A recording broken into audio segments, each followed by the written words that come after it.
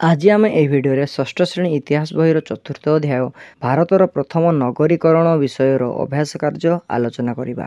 एक नंबरटी कही निम्नलिखित प्रश्नगुड़िकर उत्तर 50टी शब्द भितर दियो। क नंबरटी कही हरप्पा सभ्यतार निदर्शन भारतर केउं स्थान मानक मिली। आंसर केतेक ऐतिहासिक मतरे हरप्पा सभ्यता मेसोपोटामिया सभ्यता पूर्व विकास लाभ करथिला, कारण हरप्पार सील बा मोहर मेसोपोटामियार उर और कि स्थान देखा मिली। तेणु हरप्पा सभ्यता को भारतर प्रथम नगर सभ्यता बोली कहा जाए। हरप्पा सभ्यतार निदर्शन भारत में पंजाब रपट, गुजरात लोथाल एवं धलावीर स्थान मिली। राजस्थान कालीबान गाँ और हरियाणार बनवाली स्थान मानकरू मध्य हरप्पा सभ्यतार निदर्शन देखा मिली। तापर ख नंबरटी कही हरप्पा और मोहेंजोदारो सहर दुईटी केबे और कहा द्वारा माटी तलू आविष्कार करा जायथिला। आंसर 1921 ख्रीष्टाब्द प्रत्नतत्वविद दयाराम साहानी माटी तलू हरप्पा सभ्यता को आविष्कार करथिले। यह सिंधु नदीर उपनदी राबी नदी कूल अवस्थित। सेहीपरि 1922 ख्रीष्टाब्द प्रत्नतत्वविद राखाल दास बानार्जी सिंधु नदी कूल थिबा मोहेंजोदारो सहर को माटी तलू आविष्कार करथिले। मोहेंजोदारोर अर्थ मृत नगरी। हरप्पा ठारू मोहेंजोदारोर दूरता प्राय 350 माइल।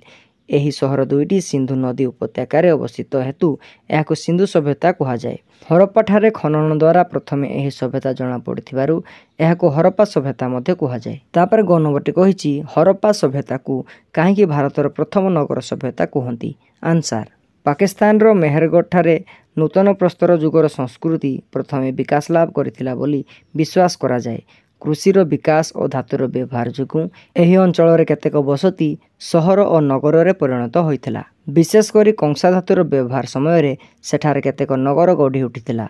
कालक्रमे ସେହି नगर गुड़िक ध्वंस पाई माटी तले पति हो जाइथिला। भारतर अन्य स्थानरू उद्धार करा जाइथिबा नगर गुड़िकर ध्वंसावशेषर हरप्पा ध्वंसावशेष सहित सामंजस्य रही। केतेक ऐतिहासिक मतरे हरप्पा सभ्यता मेसोपोटामिया सभ्यता पूर्व विकास लाभ करथिला, कारण हरप्पार सील बा मोहर मेसोपोटामियार उर और कि स्थान देखा मिली।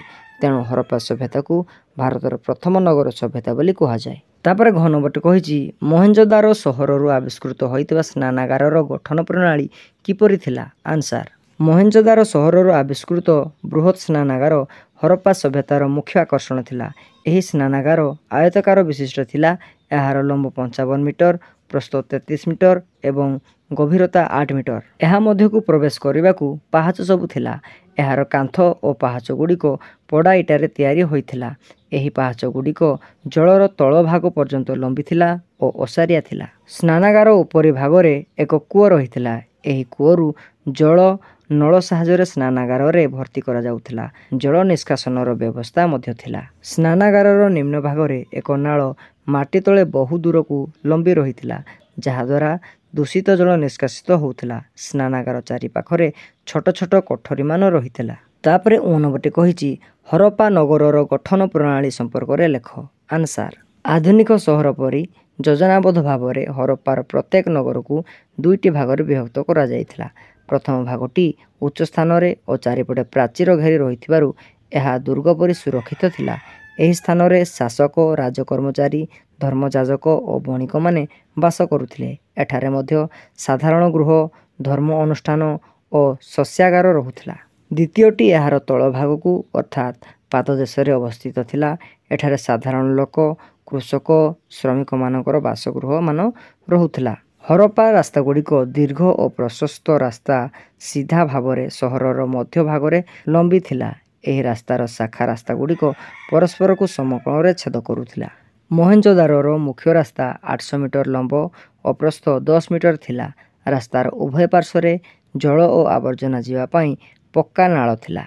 तापर 4 नंबरटी कही हरप्पा सभ्यतार लोकमानक बासगृह गुड़िकर गठन प्रणाली किपरि थिला। आंसर हरप्पा सभ्यतार लोकमानक बासगृह गुड़िक रास्तार उभय पार्श्व योजना अनुसार निर्मित होइथिला। घर गुड़िक पड़ा इटारे तैयारी होइथिला एवं गृह गुड़िक एक महला बा 2 महला विशिष्ट थिला। घर मध्य को आलोक और वायु प्रवेश करिया पई झरका और द्वार रहुथिला। ଉଭୟ ମହଲାକୁ ଯିବା ପାଇଁ କାଠରେ ତିଆରି ସିଡ଼ି ରହୁଥିଲା। ପ୍ରତ୍ୟେକ ବାସଗୃହ ମଧ୍ୟରେ ଗୋଟିଏ ଅଗଣା ରହୁଥିଲା। ଅଗଣା ନିକଟରେ ଗାଧୁଆଘର ରହୁଥିଲା। ପ୍ରତ୍ୟେକ ଘରର ମଇଳା ପାଣି ଓ ଆବର୍ଜନା ଯିବା ପାଇଁ ଘର ଭିତରେ ଛୋଟ ନାଳ ରହୁଥିଲା। ସେହି ନାଳ ରାସ୍ତାର ମୁଖ୍ୟ ନାଳ ସହିତ ସଂଯୋଗ ହେଉଥିଲା। କାଠରେ ନିର୍ମିତ ଘରର ଛାତ ସମତଳ ଥିଲା। ଶ୍ରମିକ ଶ୍ରେଣୀର ଲୋକମାନେ ଏକ କୋଠରୀ ବିଶିଷ୍ଟ ଛୋଟ ଘରେ ରହୁଥିଲେ। ତାପରେ 6 ନମ୍ବରଟି କହିଛି ମହେଞ୍ଜୋଦାରୋଠାରେ ଆବିଷ୍କୃତ ସ୍ନାନାଗାରର ନିର୍ମାଣ ଶୈଳୀ କିପରି ଥିଲା?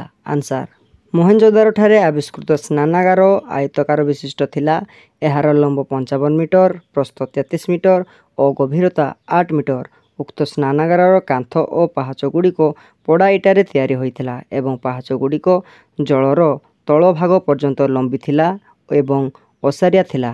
ସ୍ନାନାଗାର ଉପରି ଭାଗରେ ଏକ କୂଅ ରହିଥିଲା। ଏହି କୂଅରୁ ଜଳ ନଳ ସାହାଯ୍ୟରେ ପୂର୍ଣ୍ଣ କରାଯାଉଥିଲା। ଏପରିକି ଏଥିରୁ ଜଳ ନିଷ୍କାସନର ସୁବ୍ୟବସ୍ଥା ମଧ୍ୟ ଥିଲା। ସ୍ନାନାଗାରର ନିମ୍ନ ଭାଗରେ ଏକ ନଳ ସାହାଯ୍ୟରେ ଦୂଷିତ ଜଳ ନିଷ୍କାସିତ ହେଉଥିଲା। ସ୍ନାନାଗାର ଚାରିପାଖରେ ଛୋଟ ଛୋଟ କୋଠରୀମାନ ରହିଥିଲା। ତାପରେ 9 ନମ୍ବରଟି କହିଛି ହରପ୍ପାଠାରେ ଥିବା ଶସ୍ୟ ଭଣ୍ଡାର ବିଷୟରେ ଧାରଣା ଦିଅ। ଆନ୍ସାର, ହରପ୍ପାର ସୁରକ୍ଷିତ ଭାଗର ଉତ୍ତର ଦିଗକୁ ଗୋଟିଏ ବିରାଟ ଶସ୍ୟାଗାର ଆବିଷ୍କୃତ ହୋଇଛି। ଏହାର ଲମ୍ବ 66 ମିଟର ଓ ପ୍ରସ୍ଥ 16 ମିଟର। ଏହା ମଧ୍ୟରେ 2ଟି ପ୍ରକୋଷ୍ଠ ରହିଥିଲା। ଏହି 2 ପ୍ରକୋଷ୍ଠ ମଧ୍ୟରେ ଚଉଡ଼ା ଯାତାୟାତ ପଥ ଥିଲା। ଏହି ବୃହତ୍ ଶସ୍ୟାଗାରର ଦକ୍ଷିଣ ଦିଗରେ କେତେକ ଗୋଲାକାର ଚଟାଣ ଦେଖିବାକୁ ମିଳେ। ଏହି ଚଟାଣଗୁଡ଼ିକ ଶସ୍ୟ ଅମଳ କରିବା ପାଇଁ ବ୍ୟବହୃତ ହେଉଥିଲା। ମହେଞ୍ଜୋଦାରୋଠାରେ ଏକ ବିଶାଳ ଶସ୍ୟାଗାର ଦେଖିବାକୁ ମିଳେ।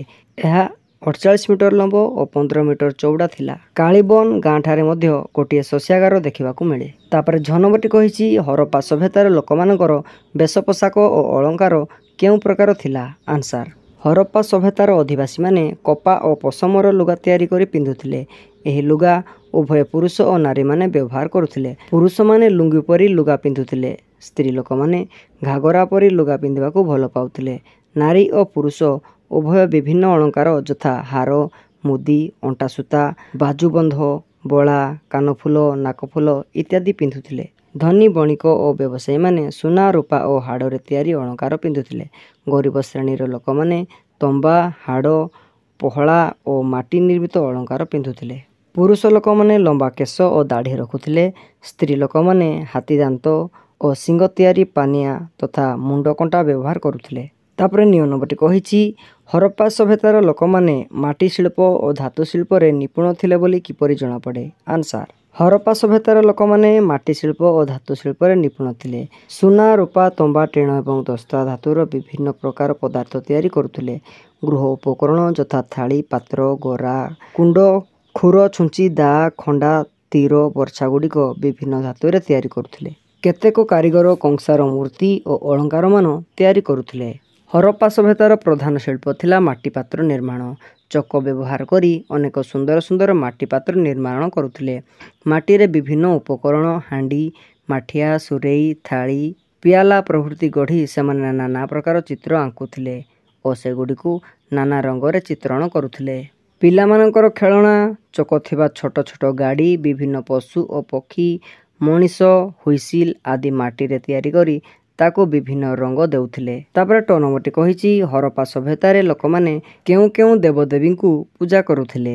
ଆନ୍ସାର, ହରପ୍ପା ସଭ୍ୟତାରେ କୌଣସି ମନ୍ଦିର ଦେଖିବାକୁ ମିଳେ ନାହିଁ। ପଥର ମୂର୍ତ୍ତି, ତମ୍ବା କିମ୍ବା ପୋଡ଼ା ମାଟିରେ ମୋହର ଉପରେ ଖୋଦିତ ହେଉଥିବା ବିଭିନ୍ନ ମୂର୍ତ୍ତି ଦେଖିବାକୁ ମିଳୁଥିଲା। ଭୂଖନନରୁ ହରପ୍ପା ସହର ଭଗ୍ନାବଶେଷରୁ ମାଟି ତିଆରି କେତେକ ମାତୃକା ମୂର୍ତ୍ତି ଓ ବସିବା ଭଙ୍ଗୀରେ ଶିବ ମୂର୍ତ୍ତି ମିଳିଛି। ଏଣୁ ବିଶ୍ୱାସ କରାଯାଏ ହରପ୍ପା ସଭ୍ୟତାର ଲୋକମାନେ ପଶୁପତି, ଦେବୀ, ବୃଷଭ, ସର୍ପ, ଅଶ୍ୱତଥ ବୃକ୍ଷ ଆଦିକୁ ପୂଜା କରୁଥିଲେ। ତାପରେ 8 ନମ୍ବରଟି କହିଛି ହରପ୍ପା ସଭ୍ୟତାର ପତନର କାରଣଗୁଡ଼ିକ କ'ଣ? କେଉଁ କାରଣଟିକୁ ତୁମେ ଅଧିକ ଦାୟୀ କରିବ ଓ କାହିଁକି? ଆନ୍ସାର, ହରପ୍ପା ସଂସ୍କୃତିର ପତନ ନିମ୍ନଲିଖିତ କାରଣରୁ ଅନୁମାନ କରାଯାଇଛି। ପ୍ରାୟ ଖ୍ରୀଷ୍ଟପୂର୍ବ 2000 ବର୍ଷ ବେଳକୁ ଏହି ସଭ୍ୟତାର ପତନ ଆରମ୍ଭ ହୋଇଥିଲା। ବିଶେଷଜ୍ଞମାନଙ୍କ ମତରେ ପ୍ରାକୃତିକ ଘଟଣା ହେତୁ ଏହି ସଭ୍ୟତାର ଅବସାନ ଘଟିଲା। ସିନ୍ଧୁ ନଦୀରେ ବନ୍ୟା ଆସିବା ଫଳରେ ଲୋକମାନେ ନଗର ଛାଡ଼ି ଅନ୍ୟ ଜାଗାକୁ ପଳାଇ ଯାଇଥିଲେ। କେତେକ ଐତିହାସିକଙ୍କ ମତରେ ବାରମ୍ବାର ଭୂମିକମ୍ପ ଦ୍ୱାରା ଏହି ସଭ୍ୟତା ମାଟି ତଳେ ପୋତି ହୋଇଯାଇଛି। ଅନେକଙ୍କ ମତରେ ଆର୍ଯ୍ୟମାନଙ୍କ ଆକ୍ରମଣ ଦ୍ୱାରା ଏହି ସଭ୍ୟତା ଲୋପ ପାଇଛି। ମହେଞ୍ଜୋଦାରୋଠାରେ ଗଣହତ୍ୟାର ପ୍ରମାଣ ମିଳିଛି। ସେଠାରେ ମିଳିଥିବା କଙ୍କାଳଗୁଡ଼ିକରେ ତୀକ୍ଷ୍ଣ ଅସ୍ତ୍ର ଦ୍ୱାରା ଆଘାତର ଦାଗ ରହିଥିବାର ଏହା ଅନୁମାନ କରାଯାଇଛି। କେତେକ ଐତିହାସିକ କହନ୍ତି ଯେ ମହାମାରୀ ଓ ପ୍ଲେଗ୍ ହରପ୍ପା ସଭ୍ୟତାର ପତନ ପାଇଁ ଦାୟୀ, କାରଣ ବିଭିନ୍ନ ରାସ୍ତାମାନଙ୍କରେ କଙ୍କାଳଗୁଡ଼ିକ ପଡ଼ିଥିବା ଦେଖିବାକୁ ମିଳିଛି। ତାପରେ ଡ ନମ୍ବରଟି କହିଛି କେଉଁ କେଉଁ ତଥ୍ୟରୁ ହରପ୍ପା ସଭ୍ୟତାର ଲୋକମାନଙ୍କର ଧର୍ମବିଶ୍ୱାସ ଓ ପୂଜା ପଦ୍ଧତି ବିଷୟରେ ଜାଣିପାରିବା, ଉଲ୍ଲେଖ କର। ଆନ୍ସାର, ହରପ୍ପା ସଭ୍ୟତାରେ କୌଣସି ମନ୍ଦିର ଦେଖିବାକୁ ମିଳେ ନାହିଁ। ପଥର ମୂର୍ତ୍ତି, ତମ୍ବା କିମ୍ବା ପୋଡ଼ା ମାଟିରେ ମୋହର ଉପରେ ଖୋଦିତ ହୋଇଥିବା ବିଭିନ୍ନ ମୂର୍ତ୍ତିକୁ ଦେଖି ଅନୁମାନ କରାଯାଇପାରେ ଯେ ସେମାନେ ପଶୁପତି, ଦେବୀ, ବୃଷଭ, ସର୍ପ, ବୃକ୍ଷ ଆଦିଙ୍କୁ ପୂଜା କରୁଥିଲେ। କେତେକ ମୋହରରେ ମାତୃକା ମୂର୍ତ୍ତି ଦେଖିବାକୁ ମିଳେ, ତେଣୁ ଲୋକମାନେ ଦେବୀ ପୂଜା କରୁଥିଲେ। ହରପ୍ପା ସଭ୍ୟତାର ଲୋକମାନେ ମୃତ ବ୍ୟକ୍ତିର ଜୀବନ ରହିଥାଏ ବୋଲି ବିଶ୍ୱାସ କରୁଥିଲେ, ତେଣୁ ସେମାନେ ଶବଗୁଡ଼ିକୁ ଉତ୍ତର ଦିଗକୁ ମୁଣ୍ଡ କରି ସମାଧି ଦେଉଥିଲେ। ମୃତ ବ୍ୟକ୍ତି ସହିତ ତାର ଅଳଙ୍କାର, ବ୍ୟବହାର କରୁଥିବା ପାତ୍ର, ଦର୍ପଣ, ବାଡ଼ି ଆଦି ଜିନିଷଗୁଡ଼ିକୁ ପୋତି ଦେଉଥିଲେ। ତାପରେ 2 ନମ୍ବରଟି କହିଛି ପ୍ରତ୍ୟେକ ପ୍ରଶ୍ନର ଉତ୍ତର 30ଟି ଶବ୍ଦ ଭିତରେ ଲେଖ। କ ନମ୍ବରଟି କହିଛି ମହେଞ୍ଜୋଦାରୋଠାରେ ଥିବା ସ୍ନାନାଗାରର ଜଳ ପ୍ରବେଶ ଓ ନିଷ୍କାସନର ଉପାୟ ଲେଖ। ଆନ୍ସାର, ସ୍ନାନାଗାରର ଉପରି ଭାଗରେ ଥିବା କୂଅରୁ ନଳ ସାହାଯ୍ୟରେ ପାଣି ସ୍ନାନାଗାରରେ ଭର୍ତ୍ତି କରାଯାଉଥିଲା। ସ୍ନାନାଗାରରୁ ଜଳ ନିଷ୍କାସନ ପାଇଁ ସ୍ନାନାଗାରର ନିମ୍ନ ଭାଗରେ ଏକ ନାଳ ମାଟି ତଳେ ବହୁ ଦୂରକୁ ଲମ୍ବି ରହିଥିଲା, ଯାହାଦ୍ୱାରା ଦୂଷିତ ଜଳ ନିଷ୍କାସନ ହେଉଥିଲା। ତାପରେ ଖ ନମ୍ବରଟି କହିଛି ହରପ୍ପା ସଭ୍ୟତାର ସଭାଗୃହ ଗଠନ ପ୍ରଣାଳୀ କିପରି ଥିଲା। ଆନ୍ସାର, ମହେଞ୍ଜୋଦାରୋ ନଗର ମଧ୍ୟରେ ଥିବା 70 ମିଟର ଲମ୍ବ ଓ 23 ମିଟର ପ୍ରସ୍ଥ ବିଶିଷ୍ଟ ଏକ ପ୍ରକାଣ୍ଡ ଗୃହ ହରପ୍ପା ସଭ୍ୟତାର ସଭାଗୃହ ଥିଲା ବୋଲି ବିଶ୍ୱାସ କରାଯାଏ। ଏହା 25 ଗୋଟି ଖଣ୍ଡ ବିଶିଷ୍ଟ ପୋଡ଼ା ଇଟାରେ ନିର୍ମିତ ଗୃହ ଥିଲା। ଏହି ଗୃହଟି 5ଟି କୋଠରୀ ବିଶିଷ୍ଟ ଥିଲା।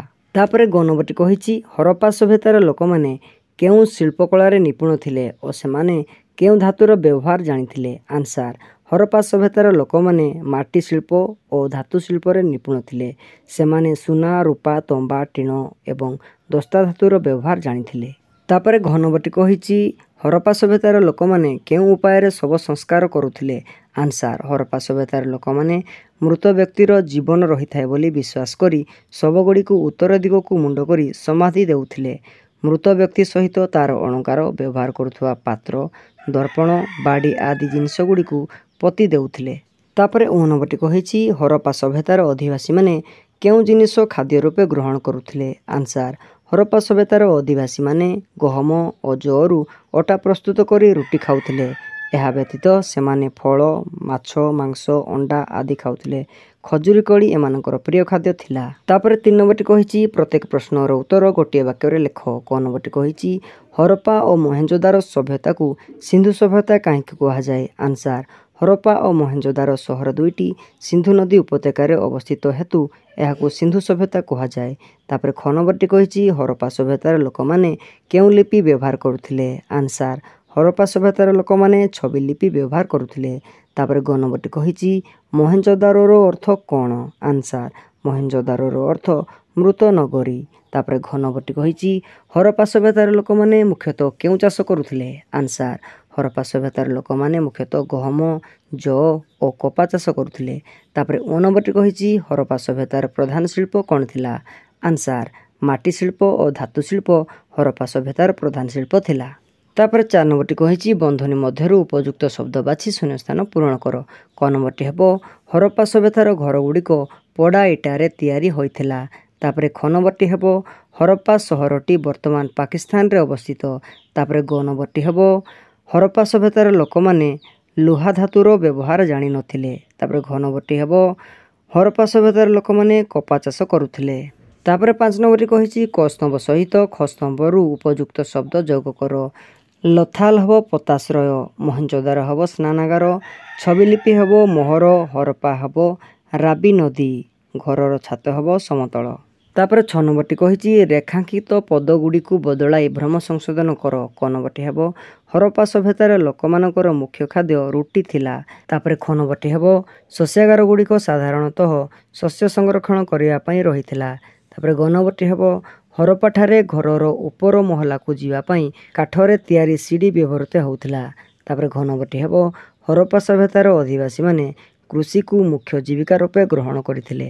ଯଦି ଭିଡ଼ିଓଟି ଭଲ ଲାଗିଛି ତେବେ ମୋ ଚ୍ୟାନେଲକୁ ସବସ୍କ୍ରାଇବ୍ କରିବା ପାଇଁ ଜମାରୁ ବି ଭୁଲିବ ନାହିଁ। Thank you for watching.